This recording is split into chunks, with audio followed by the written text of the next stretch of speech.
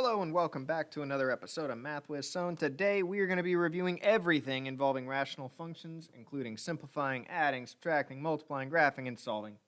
So let's get into it because it's a long one, I guess. All right, so 2x squared minus x over minus 6 all over this stuff, the x squared minus 8x plus 12. If you're asked to simplify, that typically means factor and cross things off. So I'm going to start by factoring the bottom of the expression because it's pretty easy to do. What multiplies to 12 but adds to negative 8 would be negative 6 and negative 2. Those two numbers multiply to 12 but add to negative 8. Now the top of the fraction, that one will be a little bit more difficult to do because the 2x squared. So for that one, you can use your factoring technique. I have taught my students to use a tic-tac-toe board where you put your first term. I'm going to redo it. I don't like it. You put your first term here, the 2x squared. You put your last term here, the negative 6, and then the middle term in the box, the negative 1x. And you multiply them, you get negative 12x squared.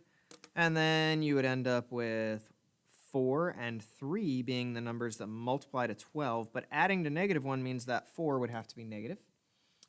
And then 2x belongs with the 4, but not with the 3, so we got 2x there and x there, negative 2 and positive 3. So this is going to be 2x plus 3. And x minus 2. If you're wondering how I did that factoring thing with the tic-tac-toe, please look at some of the other factoring methods that I got, and that's one of them. The x minus 2's cancel, leaving us with our final answer of 2x plus 3 over x minus 6. You don't need to write the parentheses, but you're welcome to if you want to. Okay? That's the first one. Next one is also a simplify, but it's not one where you would actually factor. It's one where you just have to deal with the situations of what is 20 divided by 10? You would simplify. 20 divided by 10 is 2. And then a squared over a squared would kind of just cancel out. A squared over a squared is going to just cancel out. So we would have to add b to the negative 1 and add b to the third power. If you add those together, you get b squared. I did forget my 7, so I'm just going to put it in parentheses. And I still have 20 divided by 10, which was 2, but I still haven't dealt with this 2, so I'm going to write it there for now. Okay? But if I write it there for now, I have two options. I can multiply the 2 times the 7 to get 14 and then divide by 2, or I could cancel out the 2's right now. It's up to you. I would like to multiply and then divide just because sometimes that's what you have to do. So 14 divided by 2 is 7b squared, and that is all you can do for that one. Moving right along to number 3. What is the least common denominator of two rational expressions that have denominators of these two things? So essentially, this is an addition problem without actually adding, because in order to add a fraction, you have to make the bottoms or the denominators the same. So what you should do is factor the x minus 4 and the x plus 4 to factor the x squared minus 16, which would be 4 and negative 4 to make that factored. And if we factor this guy, you would have x plus 4 and x plus 1.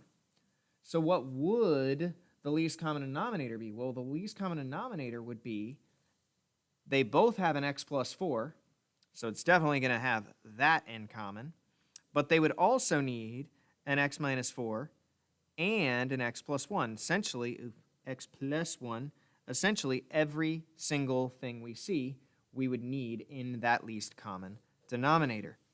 Which brings us to the next question, which would actually use that to add and subtract, like so. So here it says simplify, but in order to simplify, we're going to need to add and subtract by first factoring the bottom of the fraction here. We'd have 3x minus 4 over x plus 5 and x plus 1 to multiply to 5 and add to 6. I like doing plus negative 3 and the x plus 5. So that is the factoring, and the reason we factor it is so that we realize that we only need an x plus 1 over here. We don't need anything on the left side. It already had the x plus 5 that this one had. So you multiply on the top and bottom by what you're missing. We would get 3x minus 4, distribute the negative 3, minus 3x minus 3. And this is all over a single x plus 5 and x plus 1. the 3x minus 3x would, whoop, go away. That's kind of cool, I guess. -4 and -3 make, final answer, -7 over x plus 5 and x plus 1. Ta-da! All right, so that was number 4. We need to go to number 5 now. Number 5 is another adding and subtracting problem, but the formula looks a little crazy. The harmonic mean of two numerals a and b is here. What is the simplified form of this expression? Forget that there's a 4 there. If there's a 4 there, people freak out. No 4 there. They're like, well, I guess I could add these two things together. So I'm going to start with that. I'm going to add the 3 over 2 with the 1 over b. Okay? And I suppose that I have changed this problem, or it's smudged, because there should have been an a and a b. Apparently I put a 2 instead of a b, I guess, or instead of an a. Here we would multiply by 2 over 2 to make the bottoms the same. And here we would multiply by b over b to get that least common denominator. So we'd have 3b over 2b plus 2 over 2b, which of course is 3b plus 2 over 2b, because you add the top of the fraction, you don't really do anything with the bottom there. Now don't forget that this is really having a 4. We just did this bottom part. So this is all with a 4 on the top. And then you have to remember, if you have 4 divided by any fraction, in this case, this 3b plus 2 over 2b, you would have to take this part and flip it and multiply. So we're going to flip 2b and put the 3b plus 2 on the bottom and multiply with the 4 over 1, which is not going to do much. It's just going to end up being 4 times 2b, which ends up being, I'm out of room, 8b over 3b plus 2. Sometimes when you do that whole flip and multiply, things cancel. In this case, you ended up just multiplying because the 2b and the 4 multiply together. In other cases, it might simplify. You never know. All right, number 5 to number 6. Finally, we get some graphing ones. It says determine the h and the k of g of x, which is essentially the vertical asymptote and the horizontal asymptote, which is the shift of the graph. So originally it was at 0, 0, both vertical and horizontal. The parent being 1 over x would have looked pretty much the same exact graph, but like kind of shifted over this way.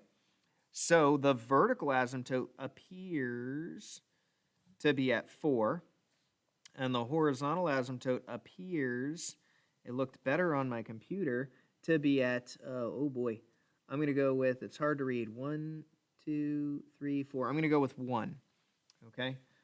Which makes me hesitant when I print the test. I'm going to have to make sure it's obvious. So the h would be 4, and the k would be 1. And it's a little easier to see on the computer screen, but it isn't hard. Number 6 to number 7. 7 is our very first solving question. For a solving question, you have a few options. You can graph the whole thing. That's how I would have taught my standard students to do it. If you are in my honors class, I would have taught you to first and foremost factor everything. That's a plus. Plus x over x plus 7 and x minus 2. And I am personally, because I'm allowed to, changing this problem to being a -2 right here. The intent when I rewrote these problems was to make it to where something like this would happen. See how these are both x minus 2's? So I changed the problem to a -2. I made the worksheet. I can change it. So this is an x minus 2 and this is an x minus 2. We are going to use the Oprah method, which means we are going to multiply everything by what would have been the least common denominator. And the least common denominator would have been 5 with the x plus 7 and the x minus 2, and 5 with the x plus 7 and the x minus 2, and 5 with the x plus 7 and the x minus 2. And doing that will cause a lot of things to cancel. So doing it right here, the x plus 7's and the x plus minus 2's would cancel, leaving you only with a 5 and an x. Doing it right here, the 5's might cancel, but that's about it. And you would still have an x plus 7 and an x minus 2, unfortunately. Especially unfortunately for me, because I was expecting this to work out a little bit prettier. Equals, the x minus 2's would cancel, but you'd still have left not a 5, but a 5 times 3, which is 15, and that x plus 7. Okay? So from here, we would need to distribute the 15, giving us 15x plus whatever 15 times 7 is. Calculator. Got one. 15 times 7 is 105. Equals, you would have to FOIL this, giving us x squared minus 2x plus 7x minus 14 plus 5x. And then from here, you would have to set it equal to 0 and hopefully factor. So if we were to move the 105 over and combine like terms and do all that stuff, so let's start with the combining like terms aspect. X squared, negative 2 and 7 and positive 5 make 10x minus 14 with the 15x plus 105. From here, you would subtract the 15x, subtract the 15x, and subtract the 105 and subtract the 105, giving you 0 equals x squared minus 5x minus 119. From here, you would typically see what multiplies to 119 but adds to negative 5. But remember, I not only changed the problem, but also originally changed the problem. So I am betting that 90% of this is not going to be factorable, which brings me to my next trick, okay? My trick. Only the people that are watching this video will know this trick. If you have a graphing calculator, you can rig the system to your benefit. If you were to take the original equation, or even this equation, which took forever to get to, take the original equation and set it equal to 0. So that would mean that I'm going to have 1 over 5 plus the x over the x squared plus 5x minus 1. And then I would subtract the 3 part. I would be subtracting this 3 over whatever, 3 over the x minus 2. Subtract the 3 over x minus 2. If I do that, and I hit graph, my answers will literally be where it crosses the x-axis. And that happens not once, but twice. So it happens right here where my cursor is. You can kind of see it. Happens right there. So we're going to find that value. And it happens over here. So we're going to find that value. So we're going to do both. I'm going to start by finding this one, hopefully, the one that looks easy. So I'm going to hit second, calculate. The 0. I am going to go to the left side of it, which looks like right about here. And I'm going to go to the right side of it, which looks about there, and guess. And, oh, great. No sign changes. Quit. Graph. Let's find it by just zooming in. How about that? Zoom in further. There we go. That'll be close enough. It is at, what do you think that is? 1.17-ish? So we got one at 0.17. One answer at 0.17. And the other answer we had already established was over here. So we're going to find that one. That one I'm hopefully going to be able to find the correct way by calculating the 0. Second, calculate the 0. Go to the left side of it. Cursoring over. There we go. I'm on the left side of the 0 about now, I would think. Go to the right side of it. I'm definitely on the right side of the 0 now. And then guess around there. Negative 7.02. And negative 7.02. That problem took way too long. If you wanted to do this the correct way, you could use the quadratic formula. Or on most tests, you'll be able to factor, including mine. Number 8. We're almost done, I promise, I hope. We're not close. I'm sorry, we're not near close. What is the domain and the range of this? In order to determine the domain and range, you first have to know the vertical asymptote is 3 from setting the bottom of the fraction equal to 0. And you have to know the horizontal asymptote would have been 0 from smaller exponent over bigger exponent, but because you shifted it up by 5, it is now 5. So graphing this would look something like this, where it's going to have some curvy stuff. And that means that the domain is going to be everything except for 3. So a lot of times you say negative infinity to 3, and then from 3 to infinity, but you could also say all real numbers except for 3. And the range would be negative infinity to 5, and from 5 to infinity. So everything except for 5, because that is the horizontal asymptote. Find all that exists, the vertical asymptotes, the horizontal asymptotes, holes, zeros, everything. So in order to figure out all of that, you would need to first factor correctly. It'd be x plus 4 and x minus 3. And this would be x plus 3. I made another mistake. Maybe. Let's find out. I'm going to do number 9 and number 10 almost simultaneously. So on number 10, it's same exact instructions. Find all that exist. See how nothing canceled out here? So either I made a mistake or the problem is intentional. Here, if we factor, we get an x plus 4 and an x minus 6 and an x plus 4 on the bottom, because that's what multiplies to 24 but adds to negative 2. Here, the x plus 4's cancel. Here, you would have a hole at negative 4. Specifically, at negative 4, and if you plugged it in, you would have negative 4 minus 6, negative 10. Not only that, here on this problem, we have left over y equals x minus 6. That's all that is left over. That, ladies and gentlemen, does not have anything that is crazy. It doesn't have a vertical asymptote. It doesn't have a horizontal asymptote. All it has is a hole. This would be a line going through negative 6 with a hole at negative 4, negative 10. Okay? Versus this problem up here, which is different. See how nothing canceled?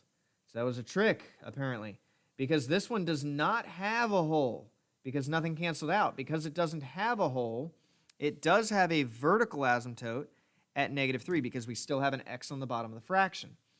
It also does not have a true horizontal asymptote. It has an oblique asymptote, and that oblique asymptote would be when you do either long division or synthetic division. Bring down the 1, negative 3.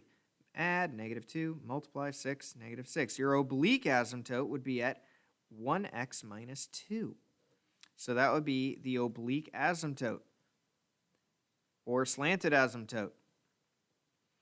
Okay? Now we still needed to factor to figure out what would the zeros be. The zeros of the rational expression would be when you set the top equal to 0. So we have zeros at negative 4 and at 3. Positive 3. Change the signs. Here, the last one, with the zeros, it's a line. The only 0 here would be at positive 6. Right there, you would have your 0 at positive 6, because if you set the top of the fraction equal to 0, you would get 6. Okay? So that was a lot, but it's not as bad as it seems. Still, find all that exist. Horizontal asymptote, oblique asymptotes, holes, zeros, yada, yada. If we have this one, we would have to still factor. If you factor the 5 out, you get an x plus 2. And if you factor the 2 out, you get an x plus 3, which lets you know that nothing is going to cancel out. I did want to put it this way because a lot of people might be simplifying the 6 over 10, the 10 over 6, and trying to simplify that. Nothing happens. So we are left with what is the vertical asymptote, which you find your vertical asymptote by setting the top of the fraction equal to 0, which would be negative 3 when you subtract 6 and divide by 2. You get your horizontal asymptote by following your rules. Your rules indicate that if it's the same exponent over the same exponent, it's going to be 5 over 2. And it doesn't have any oblique asymptotes. It doesn't have any holes. It does have a 0 by setting the top equal to 0. 5x plus 10 equals 0. which ends up being negative 10 divided by 5, or negative 2. Okay? So, that's it for that one. We got 2 more problems that I'm going to go over. I don't think I'm going to go over the entire review because I think that you guys are probably getting tired of listening to me. So, another solving. If we have to solve this problem, we would first recognize that, yeah, even though you can maybe factor something out of here, it's probably not going to be very helpful, but you should check your solutions. First thing I would do is multiply this by 2x plus 1 to cancel that out, and multiply this by 2x plus 1 as well. So from here, we would have 4x plus 2 equals 10x plus 5. Subtract the 4x over. 2 would equal 6x plus 5. Subtract the 5, negative 3 equals 6x, which means x equals negative 1/2. The question that you should always be asking and always be checking is x allowed to be negative 1/2? And that always relates to the vertical asymptotes, quote unquote, the points that the x is not allowed to be, that are not a part of the domain. So if you were to set the bottom of the fraction equal to 0, is x allowed to equal negative 1/2? And the answer is no. The one value that x was not allowed to equal is the one value that it is. And this, guys, it'd be a no solution. You should always check your answers to make sure that they are valid. Okay? One more. A simplify. If you have a dividing problem like this, you would need to first flip and multiply and factor everything. So I'm going to factor first. I'm going to factor out an x and leave myself with an x minus 6. And we got an x plus 4 here. And then I'm going to flip and multiply this. So I'm going to multiply and maybe factor at the same time.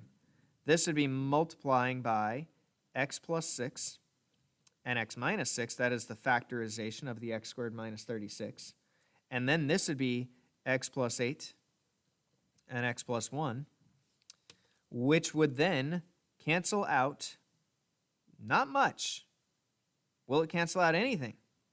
No, because the x minus 6's are on the top of the fraction rather than when they were originally on the bottom. So this doesn't actually cancel out anything. These x's don't cancel. If we had x plus 6 and x minus 6 on the bottom, then something would cancel, but it doesn't in this case. And I think I lied. I think I'm just going to finish the review. It's so close.